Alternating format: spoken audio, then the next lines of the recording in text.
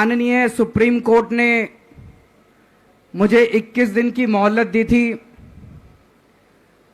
मैं तहे दिल से सुप्रीम कोर्ट का शुक्रिया अदा करना चाहता हूं, बहुत बहुत। उन्होंने चुनाव प्रचार करने के लिए मुझे ये मोहलत दी थी।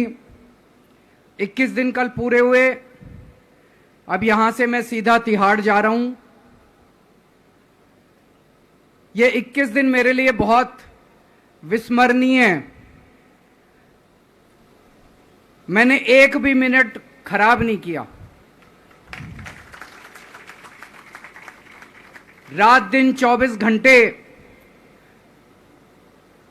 देश को बचाने के लिए प्रचार किया है। केवल आम आदमी पार्टी के लिए प्रचार नहीं किया, सारी पार्टियों के लिए प्रचार किया। बंबई भी गया, भिवंडी भी गया, हरियाणा भी गया, उत्तर प्रदेश भी गया, पंजाब भी गया, जमशेदपुर भी गया। जहां मौका मिला, जहां जिसने बुलाया, उसी के लिए प्रचार करने के लिए गया, देश बचाने के लिए। मेरे सामने देश था। आम आदमी पार्टी इंपॉर्टेंट नहीं है, आम आदमी पार्टी सेकेंडरी है, पहली हमारे लिए देश है। तो मैं दिल्ली के लोगों को कहना चाहता हूं, आज आपका बेटा दोबारा जेल जा रहा है, इसलिए नहीं कि मैंने कोई भ्रष्टाचार किया है, इसलिए कि मैंने तानाशाही के खिलाफ आवाज उठाने की जरूरत की है। इस प्रचार के दौरान एक सबसे बढ़िया बात यह हुई कि सारे देश के सामने प्रधानमंत्री श्री नरेंद्र मोदी जी ने यह कबूल किया कि उनके पास मेरे खिलाफ रत्ती भर भी सबूत नहीं है।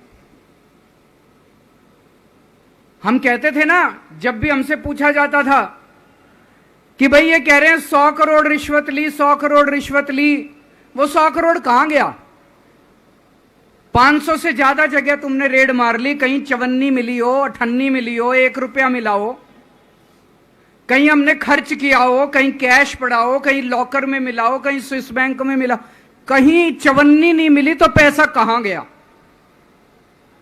तो एक टीवी चैनल के इंटरव्यू में उस टीवी वाले ने मोदी जी से पूछा कि प्रधानमंत्री जी, ये केजरीवाल चारों तरफ कहता घूम रहा है कि आपके पास उसके खिलाफ कोई सबूत नहीं है, आपके पास उसके खिलाफ कोई रिकवरी नहीं है, फिर आपने उसको गिरफ्तार कैसे कर रखा है?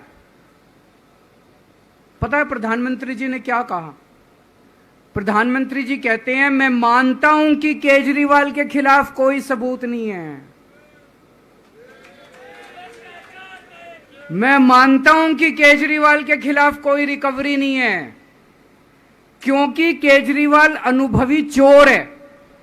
चलो मान लिया मैं अनुभवी चोर हूं, तुम्हारे पास सबूत तो नहीं है, तुम्हारे पास रिकवरी तो नहीं है, तो यूं ही डाल दिया मेरे को जेल में, बिना सबूत के डाल दिया मेरे को जेल में, बिना रिकवरी के डाल दिया जेल में। देश के इतिहास में 75 साल में सबसे ज्यादा बहुमत से आई हुई सरकार है। एक बार 70 में से 67 सीट, दूसरी बार 70 में से 62 सीट, 55% से ज्यादा वोट शेयर। इतने भारी बहुमत वाली सरकार के मुख्यमंत्री को आपने बिना सबूत के जेल में डाल दिया। यही तो तानाशाही है कि जिसका मन करेगा मैं उसी को जेल में डाल दूंगा, जिसका मन करेगा उसी को जेल में डाल दूंगा। और पूरे देश को मैसेज दे दिया कि अगर मैंने केजरीवाल को फर्जी केस में जेल में डाल दिया तो तुम्हारी तो औकात ही क्या है, किसी को भी पकड़ के जेल में डाल दूंगा। इसी तानाशाही के खिलाफ लड़ रहा हूं मैं, और इस किस्म की तानाशाही अपने देश को बर्दाश्त नहीं है। भगत सिंह ने कहा था ना कि जब सत्ता तानाशाही हो जाए तो जेल जिम्मेदारी बन जाती है, सबकी जिम्मेदारी है जेल में जाना, इसके खिलाफ आवाज उठाना। भगत सिंह के चेले हैं। भगत सिंह देश को बचाने के लिए, देश को आजाद कराने के लिए जेल गए थे। भगत सिंह देश को आजाद कराने के लिए फांसी पे चढ़े थे। हम देश को बचाने के लिए जेल जा रहे हैं। इस बार जब जा रहा हूं, मुझे नहीं पता अब मैं कब वापस आऊंगा, मुझे नहीं पता ये क्या करेंगे मेरे साथ जेल में, लेकिन मुझे कोई परवाह नहीं है, जो मर्जी करें। अगर भगत सिंह फांसी पे चढ़ गए, मैं भी फांसी पे चढ़ने के लिए तैयार हूं।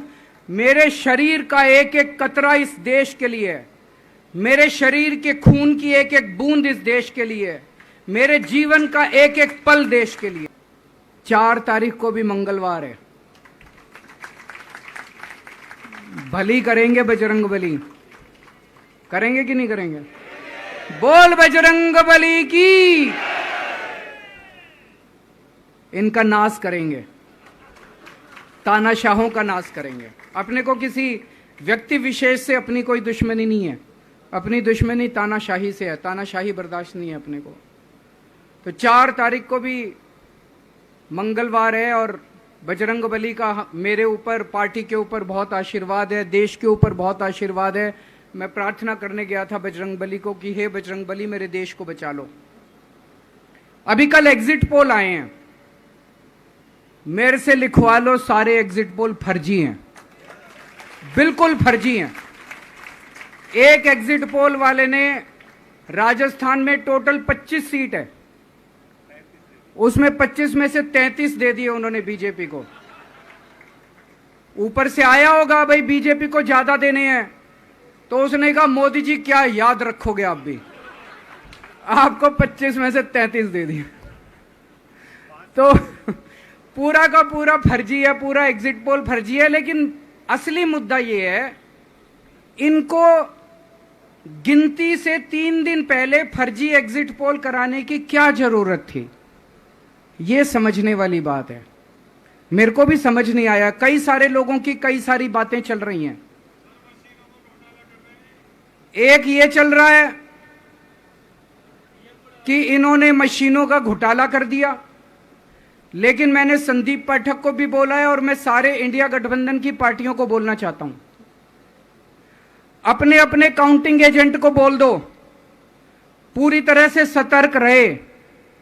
आखिरी तक अगर हार भी रहे हैं तब भी उठ के ना आए। कई बार क्या होता है, 1 राउंड में, 2 राउंड में, 3 राउंड में हार गए तो उठ के चले जाते हैं। उठ के नहीं जाना। सबसे लास्ट में रैंडम जितने बूथ होते हैं, ईवीएम मशीन होती है, उसकी पर्चियां पड़ती हैं। उन पर्चियों में से 5% पर्चियां उठाई जाती हैं। उन 5% ईवीएम की मैचिंग वीवीपैट की स्लिप से कराई जाती है। वीवीपैट पे जो स्लिप है उसकी काउंटिंग होती है, जैसे बैलेट पेपर की काउंटिंग होती थी, और उसकी काउंटिंग और ईवीएम की चेकिंग होती है दोनों की। एक भी मशीन अगर मैच ना करे तो वहां चुनाव रद्द कर दिया जाता है। तो अगर आपने ये चेकिंग कर ली वहां पे, तो इसका मतलब फिर ईवीएम का घोटाला हम बचा सकते हैं। फिर ईवीएम के घोटाला अगर कर रखा इन्होंने तो हम उसको एक्सपोज कर सकते हैं। तो सब लोगों ने लास्ट तक रुक के, आपका कैंडिडेट हार भी रहा है तब भी आखिरी तक रुक के आपको ये ईवीएम की चेकिंग करा के आनी है, ईवीएम और वीवीपैट की मैचिंग करा के आनी है। एक थ्योरी ये चल रही है कि इन्होंने इतना ज्यादा सीटें इसलिए दिखाई क्योंकि इनके लोगों ने शेयर मार्केट में इन्वेस्ट कर रखा है, और कल जब शेयर मार्केट खुले तो बम्पर होगा, तो ये अपने शेयर बेच बाच के खुद तो निकल लेंगे। बाकी एक थ्योरी ये चल रही है कि अफसरशाही पे दबाव डालने के लिए अगले 3 दिन में अफसरों से उल्टे सीधे काम कराने के लिए एक माहौल बना दिया गया। भाई आ तो हम ही रहे हैं, तो हमारी बात मानो, उल्टे सीधे काम करो, काउंटिंग में गड़बड़ कराएंगे, सब कुछ करेंगे। लेकिन फिर से मैं कह रहा हूं, अपने को, अपने काउंटिंग एजेंट, एआरओ, सब आरओ, सब लोगों को अपने को ट्रेन करके भेजना है और अपने को चौकन्ना रहना है। बाद में हम कहते रहे इन्होंने ये कर दिया, उसका कोई फायदा नहीं होगा। अभी अपने को चौकन्ना रहना है। एक थ्योरी ये चल रही है कि अगर इन्होंने कल ही कम सीट दिखा दी होती एग्जिट पोल वालों ने, तो हो सकता है कि इन दोनों के खिलाफ आरएसएस में और बीजेपी में कल ही बगावत शुरू हो जाती। 4 तारीख तक इंतजार ही नहीं होता, हो सकता है। तो कई सारी थ्योरी चल रही हैं, लेकिन अपने को सतर्क रहना है, चौकन्ना रहना है। मेरा अपना मानना है कि 4 तारीख को इनकी सरकार नहीं बन रही है। ये एग्जिट पोल से घबराने की जरूरत ही नहीं है। माइंड गेम है इनका, माइंड गेम खेल रहे हैं। आपको डिस्करेज करने के लिए, डिप्रेशन में डालने के लिए बिल्कुल नहीं जाना। आप उससे जाओ कि आप जीत रहे हो, आप अपने उस कॉन्फिडेंस से जाओ कि आप जीत रहे हो और आखिरी तक आपको बैठे रहना है, किसी भी हालत में बैठे रहना है आपको। हमें हर एक को लड़ना पड़ेगा। ये चुनाव किसी पार्टी का या किसी नेता विशेष का नहीं है। ये चुनाव इस देश को बचाने के लिए है, इस देश में जनतंत्र को बचाने के लिए है। जिसके लिए भगत सिंह, गांधी जी सब लोग लड़े थे, वही माहौल आज है। जिस तरह से हमने अंग्रेजों को हटाया था, आज इस सत्ता को अपने को हटाना है। तो मैं सभी आप सब लोगों का, सभी साथियों का बहुत बहुत शुक्रिया अदा करना चाहता हूं। बहुत साथ मिला आप लोगों का इन 21 दिनों में।